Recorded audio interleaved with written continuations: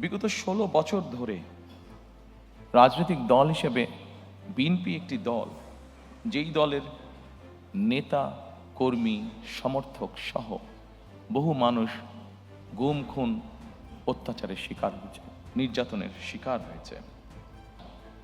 অবশ্যই আমরা চাই না যে ঘটনার ভিতর দিয়ে, যে বিভীষিকার ভিতর দিয়ে বিএনপি গিয়েছে, সেই ঘটনার আবার পুনরাবৃত্তি বাংলাদেশে হোক। কারণ এই ঘটনার যদি পুনরাবৃত্তি হয় তাহলে কোনোভাবেই শান্তি প্রতিষ্ঠিত করা সম্ভব না। আমরা ক্ষতিগ্রস্ত হয়েছি, আমাদের নেতাকর্মীরা পঙ্গুত্ব বরণ করেছে, সহায় সম্পত্তি হারিয়েছে, কিন্তু প্রতিশোধ কখনো শান্তি এনে দিতে পারে না, প্রতিশোধ কখনোই ভালো কিছু এনে দিতে পারে না। এবং সেই জন্যই আমরা মনে করি সর্বস্তরে যত দ্রুত সম্ভব দ্রুততার সাথে আইনের শাসন প্রতিষ্ঠিত করাই একমাত্র এই দেশ এবং জাতিকে রক্ষা করতে পারে।